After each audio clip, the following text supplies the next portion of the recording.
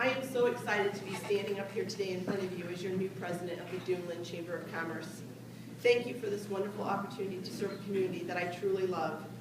To understand how excited I am, one must travel back in time with me while I tell you a story of a young girl with her early aspirations to be in this very role.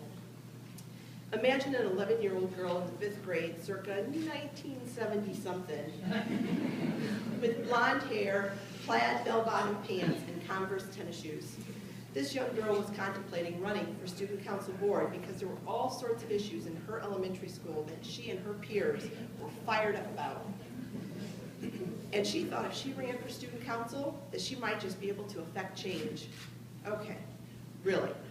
We just wanted to have popcorn sold every day at lunch instead of on Fridays. But you get the drift. Someone needed to voice the concerns of the people, and she was feeling the urge to be that person. But there was one thing stopping her. She was the new girl, and she wasn't convinced that she could garner enough votes to win. Then one day we had a guest speaker. His name was Ron Sather, and he was the general manager of the local JCPenney's. He was a slight-built man, probably in his early 40s, and he wore the most dapper of clothes. Of course, he had full access to the latest trends, seeing that he worked at JCPenney's. So it made sense. He walked into our class in his powder blue polyester 3-piece suit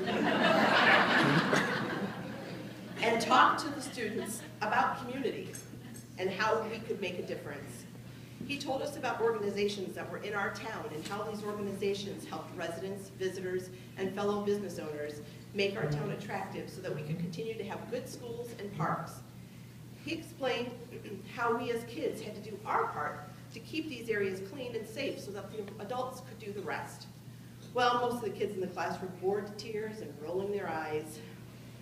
But for many of them knew they were just 11 years old, and what could they possibly do? But this young girl with the plaid bell-bottom sat there hanging on his every word. Everything he said resonated in her. She could feel it. She could feel all the reasons why she needed to run for student council.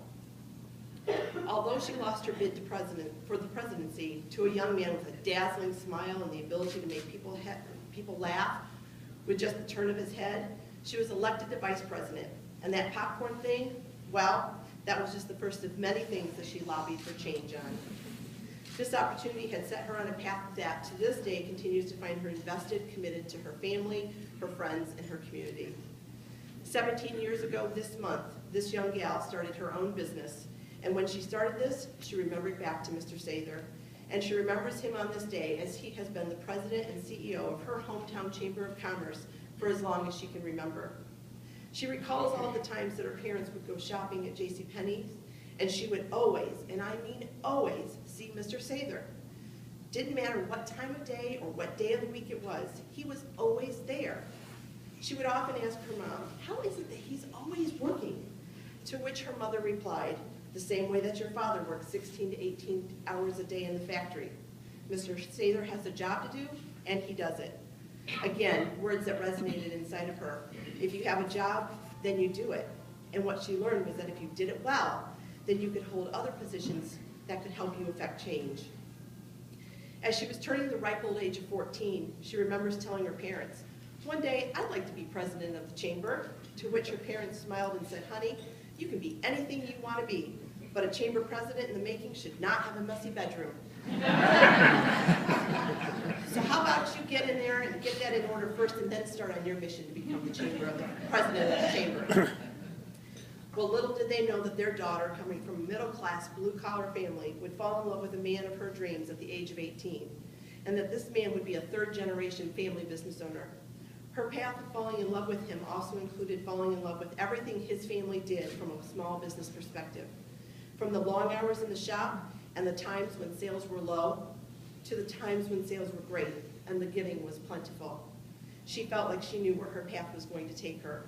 She saw how you could set out on your own, she saw that you could set out on your own path if you had passion and how far it could take you. She learned from her father-in-law, however, that you should never be on this path alone. Before Hillary Clinton made it a part of our vernacular, he would tell his son and his daughter-in-law that he would not be successful in business without the help of many. Thus, it takes a village, and that it was his turn and his responsibility to pay it forward. That is why he devoted time out of his workday, his evenings, and his weekends to many organizations and would always say, "Be nice to those on the way up, as those will be the same people you meet on the way down." So this story brings us to where we are today, with this young girl still standing in front of you, accepting the honor of being the president of the Duneland Chamber of Commerce. In all of these years leading up to this moment, I have learned and I am continuing to learn something from each and every one of you sitting in this room and others that could not make it here today. This is what makes a community, and this is what makes community strong. I would be negligent if I did not thank a few of these people. Thank you to Mary Fox, to Scott Mundell, Lori Weiner Evans, Jim Anton, and John Marshall for their board leadership during 2012 and their continued leadership into 2013. Thank you to Dave Arnell, Jean DeBello, Jeff Lemming, and Laura Gerhardt for joining our board in 2013.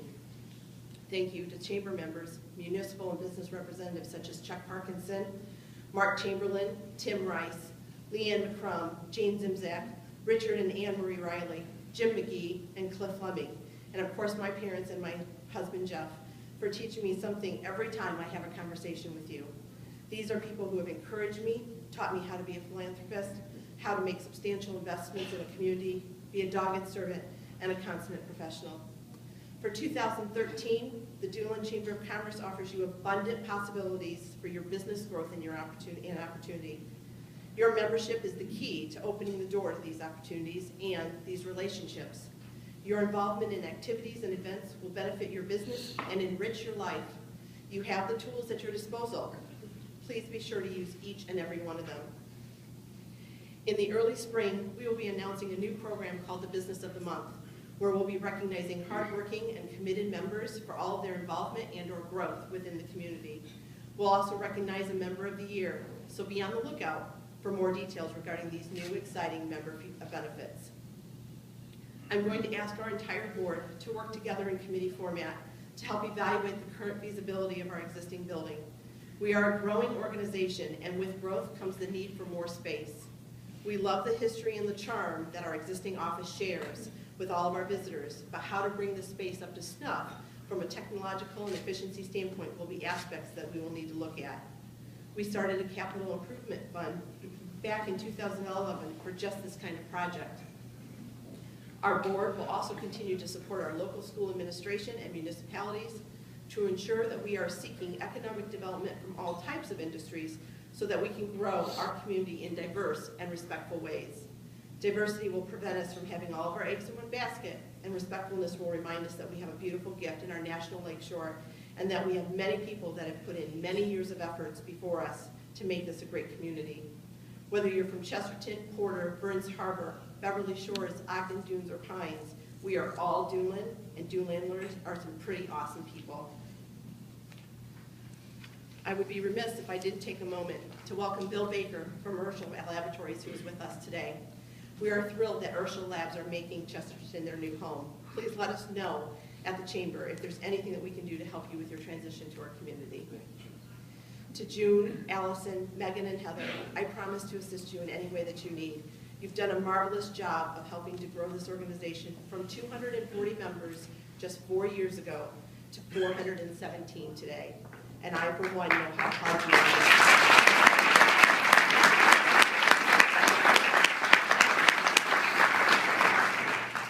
Thank you all for taking the time to attend today's luncheon. I wish you a very committed and successful 2013.